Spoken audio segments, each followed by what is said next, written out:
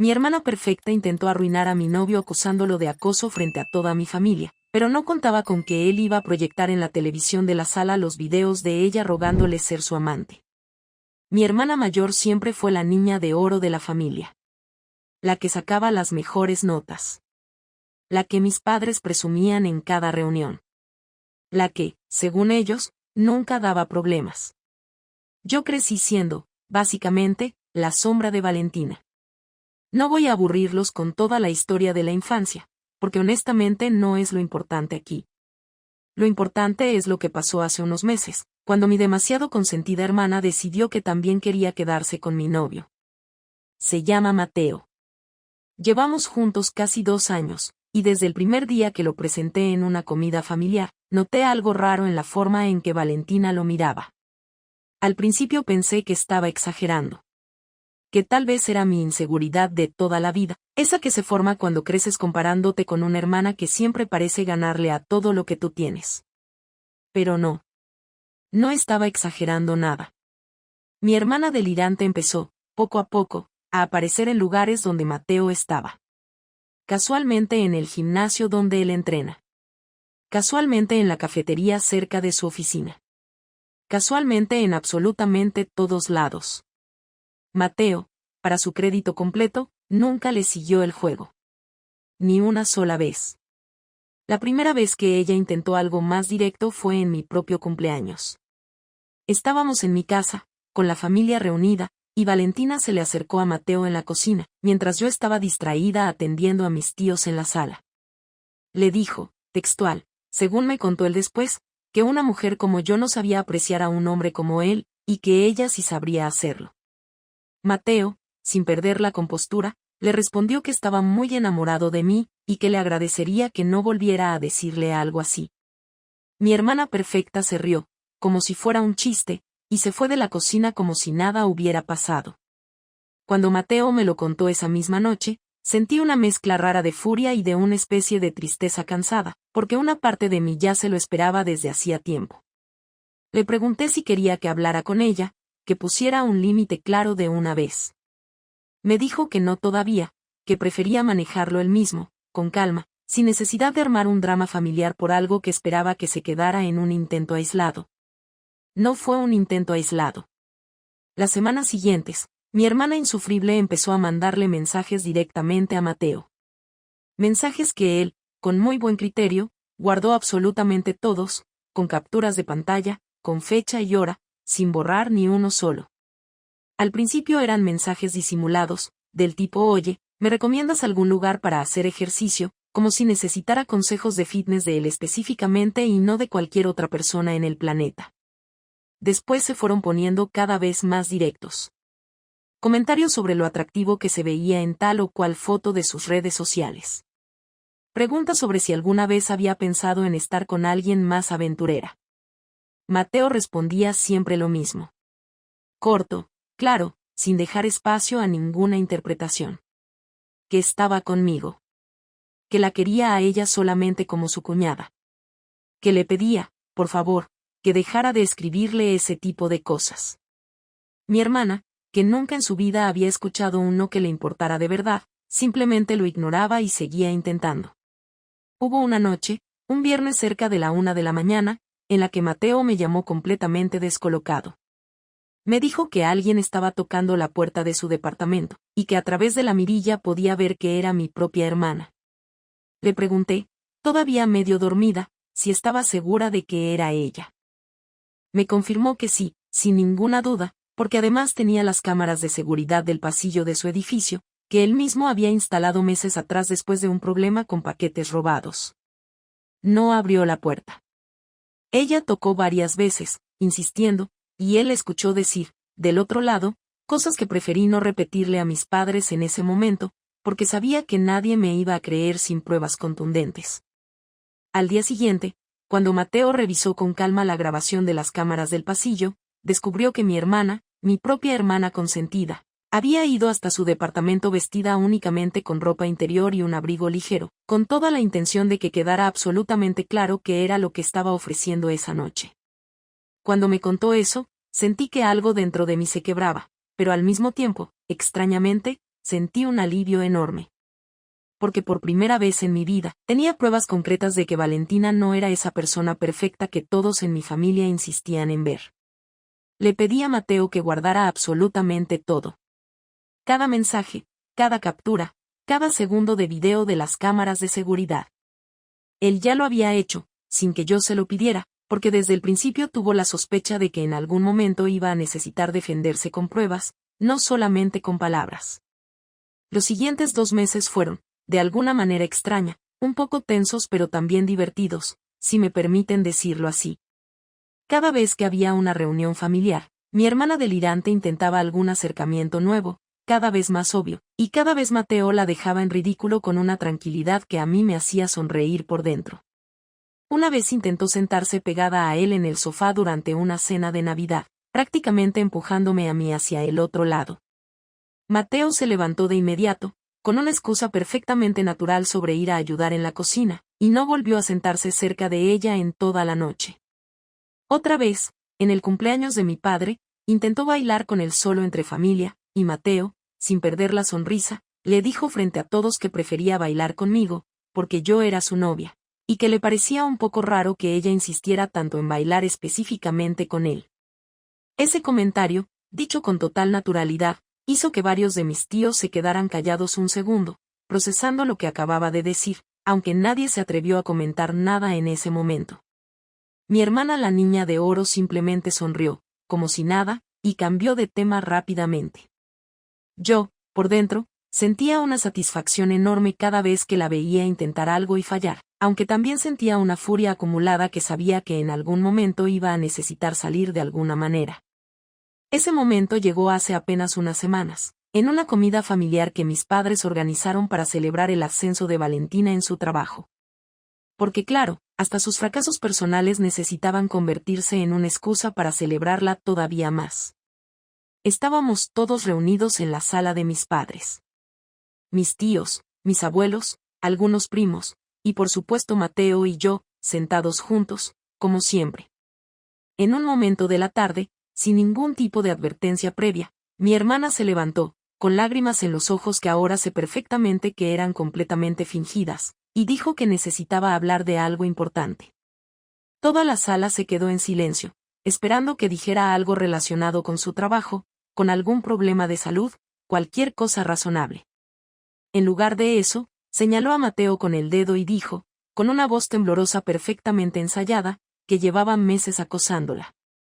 Sentí que el aire se me iba de los pulmones por un segundo, pero no de miedo. De pura incredulidad ante el nivel de descaro. Dijo que Mateo le mandaba mensajes constantemente, que la buscaba en lugares donde sabía que ella iba a estar, que en una ocasión hasta había ido a su departamento de madrugada. Mis padres se quedaron completamente pálidos. Mi madre se llevó las manos a la boca.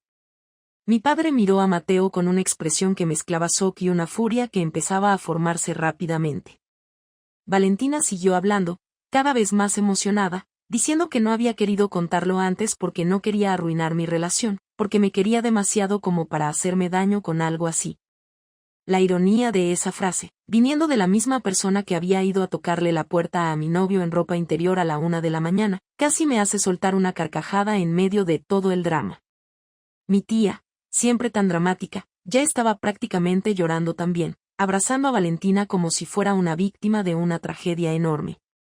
Mateo se quedó sentado, tranquilo, sin alterarse, mientras toda mi familia empezaba a mirarlo con una mezcla de sorpresa y desconfianza que se iba acumulando segundo a segundo. Yo lo miré, y él me devolvió una mirada calmada, casi divertida, del tipo que dice tranquila, esto ya lo tengo resuelto desde hace meses. Cuando Valentina terminó su numerito, con los ojos todavía llorosos, mi padre le preguntó a Mateo, con una voz que apenas contenía la rabia, si tenía algo que decir en su defensa. Mateo se puso de pie, con una calma que en ese momento me pareció casi cinematográfica, y dijo que sí, que claro que tenía algo que decir, y que además tenía pruebas de todo lo que había pasado realmente. Sacó su teléfono del bolsillo, caminó hacia la televisión de la sala, que tenía conectado un sistema para proyectar pantallas, y en menos de 2 minutos ya tenía todo listo para mostrar. Le pidió a mi padre permiso para conectar su teléfono, con un respeto que contrastaba completamente con la histeria que Valentina acababa de montar segundos antes. Mi padre, todavía confundido pero visiblemente intrigado, asintió. Lo primero que apareció en la pantalla fue una conversación completa de mensajes, con fecha y hora perfectamente visibles, donde se veía a Valentina escribiéndole a Mateo, una y otra vez, cosas que dejaban absolutamente claro cuáles eran sus verdaderas intenciones. Mensajes preguntándole si alguna vez había pensado en estar con alguien más aventurera. Mensajes diciéndole que yo no sabía apreciarlo como él merecía. Mensajes, cada vez más directos, rogándole que le diera una oportunidad, que fueran amantes en secreto, que nadie tenía por qué enterarse. La sala completa se quedó en un silencio que se podía cortar con un cuchillo. Mi madre se llevó las manos a la boca de nuevo, pero esta vez por una razón completamente distinta a la de minutos antes. Mi tía soltó a Valentina del abrazo con una rapidez que casi resultaba cómica, como si de repente le hubiera dado asco estar tan cerca de ella. Mateo, sin ninguna prisa, siguió deslizando la pantalla, mostrando mensaje tras mensaje, fecha tras fecha, dejando claro que esto no había sido un incidente aislado, sino un patrón que llevaba meses repitiéndose. Después de los mensajes, pasó a la parte que yo sabía que iba a ser el golpe final. El video de las cámaras de seguridad de su edificio. Ahí estaba, con una claridad que no dejaba absolutamente ningún espacio para la duda, mi hermana la niña de oro, parada frente a la puerta del departamento de Mateo, a la 1 de la mañana, vestida con nada más que ropa interior y un abrigo abierto, tocando insistentemente mientras miraba hacia la cámara del pasillo sin siquiera darse cuenta de que estaba ahí. Se escuchaba su voz, un poco distorsionada por la calidad del audio, pero perfectamente entendible, pidiéndole a Mateo que abriera la puerta, que dejara de hacerse el difícil, que los dos sabían lo que realmente querían. Mi padre se quedó mirando la pantalla con una expresión que nunca antes le había visto en la cara. Una mezcla de decepción y furia que parecía estar a punto de desbordarse. Mi madre empezó a llorar, pero ya no eran lágrimas de preocupación por una supuesta víctima de acoso. Eran lágrimas de vergüenza, de decepción, del tipo que se derraman cuando descubres que la persona que siempre presumiste como perfecta resultó ser exactamente lo contrario. Valentina intentó hablar, intentó decir algo para defenderse, pero cada palabra que salía de su boca sonaba cada vez más débil, cada vez más falsa, comparada con la evidencia clarísima que seguía proyectada en la pantalla de la sala. Dijo que los mensajes estaban sacados de contexto. Que el video del edificio era de otra ocasión completamente diferente. Que Mateo la estaba manipulando con pruebas editadas. Mateo, sin perder la calma en ningún momento, le recordó que las fechas y horas de los mensajes coincidían exactamente con las fechas y horas del video de seguridad, y que cualquier experto en tecnología podía confirmar que no había ninguna edición ni manipulación en ninguno de los archivos. Mi tío, el más técnico de la familia, se acercó a la pantalla y revisó él mismo los metadatos de los archivos, algo que Mateo permitió sin ningún problema, porque sabía perfectamente que no tenía nada que ocultar. Confirmó, frente a toda la familia, que todo era completamente original, sin ediciones, sin manipulaciones de ningún tipo. En ese momento, mi hermana perfecta, la que siempre tenía una excusa lista para todo, se quedó completamente sin palabras. Mi padre se levantó del sillón, caminó hacia ella, y le preguntó, con una voz que temblaba de una manera que jamás le había escuchado antes, cómo había sido capaz de intentar acusar a un inocente de algo tan grave, solamente para cubrir sus propios intentos fallidos de meterse en la relación de su propia hermana. Valentina intentó llorar de nuevo, intentó buscar algún tipo de compasión en los ojos de mis padres, pero esta vez nadie se movió a abrazarla. Mi madre, todavía con lágrimas en los ojos pero con una voz completamente firme, le dijo que estaba profundamente decepcionada, que jamás pensó que su propia hija fuera capaz de mentir de esa manera, y menos todavía frente a toda la familia reunida. Mi tía, la misma que segundos antes la abrazaba con tanta compasión, se alejó completamente de ella, sin decir una sola palabra, con una expresión de decepción que lo decía absolutamente todo. Mi padre, con una firmeza que rara vez le había visto usar con Valentina en toda mi vida, le pidió que se fuera de la casa. Ella intentó protestar, diciendo que era su casa también, que no podían echarla así, delante de todos, después de tantos años de ser la buena hija. Mi padre le respondió, con una calma helada que resultaba mucho más devastadora que cualquier grito, que precisamente por haber sido tratada como la buena hija durante tantos años, había llegado a pensar que podía hacer lo que quisiera sin ninguna consecuencia. Le dijo que ese comportamiento se terminaba ahí mismo. Mi hermana insufrible se levantó, todavía intentando encontrar algún aliado en la sala, buscando con la mirada a algún tío, algún primo, alguien que la defendiera. Nadie dijo una sola palabra a su favor. Se fue de la casa esa misma tarde, con la cara roja de vergüenza y furia, mientras el resto de la familia se quedaba en un silencio incómodo que poco a poco se fue transformando en conversaciones en voz baja sobre lo que acababan de presenciar. Mi madre se acercó a mí después de un rato, todavía visiblemente afectada, y me pidió disculpas por no haber notado antes lo que estaba pasando, por haber tratado a Valentina como si fuera perfecta durante tantos años, dejándome a mí siempre en un segundo plano. Le dije que no tenía que disculparse conmigo, que las decisiones de mi hermana eran completamente suyas, y que ya era momento de que toda la familia empezara a verla como realmente era. Mateo se quedó a mi lado todo ese tiempo, sin decir mucho más de lo necesario, dejando que la verdad hablara por sí misma a través de las pruebas que había guardado con tanto cuidado durante meses. Le agradecí, esa misma noche, por haber tenido la paciencia y la inteligencia de documentar absolutamente todo, en lugar de dejarse llevar por la frustración o el enojo en el momento. Me dijo que desde el principio supo que en algún momento mi hermana iba a intentar algo así, algún tipo de jugada desesperada para salir bien parada, y que prefirió estar preparado con evidencia sólida en lugar de depender solamente de la confianza de mi familia hacia él. Los meses siguientes fueron un cambio bastante drástico en la dinámica familiar. Valentina dejó de ser invitada automáticamente a cada reunión. Mis padres, por primera vez en años, empezaron a hacerme preguntas sobre mi vida, sobre mi trabajo, sobre mis planes, con el mismo interés genuino que antes reservaban casi exclusivamente para ella. Supe, por comentarios de algunos primos, que mi hermana la niña de oro había intentado mudarse con una amiga por un tiempo, y que las cosas tampoco le habían salido tan bien en su trabajo después de que el escándalo, de alguna manera, terminara llegando a oídos de algunas personas de su círculo social.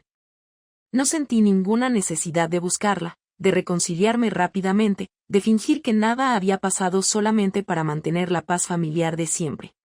Por primera vez en mi vida, no sentí la obligación de hacerme pequeña para que ella pudiera brillar. Mateo y yo seguimos juntos, más fuertes que nunca, después de todo ese episodio. Si algo demostró toda esta situación, fue exactamente el tipo de persona que es él, alguien capaz de mantenerse firme, honesto y paciente, incluso cuando la presión familiar y la manipulación intentaban ponerlo en una posición imposible. Hoy, cuando pienso en toda mi infancia viviendo bajo la sombra de mi hermana perfecta, no puedo evitar sentir una especie de justicia extraña, casi poética, en cómo terminaron las cosas. Ella pasó toda su vida siendo la favorita, la que nunca fallaba, la que siempre tenía todo bajo control. Y al final, terminó exponiéndose ella misma, frente a toda la familia que tanto la había idolatrado, con sus propias palabras, sus propios mensajes, su propio comportamiento grabado en una cámara de seguridad que ni siquiera notó que estaba ahí. A veces la vida tiene una manera muy particular de acomodar las cosas en su lugar correcto, y de recordarnos que la perfección que alguien proyecta hacia afuera no siempre coincide con quien es realmente por dentro. Los papeles, finalmente, se invirtieron.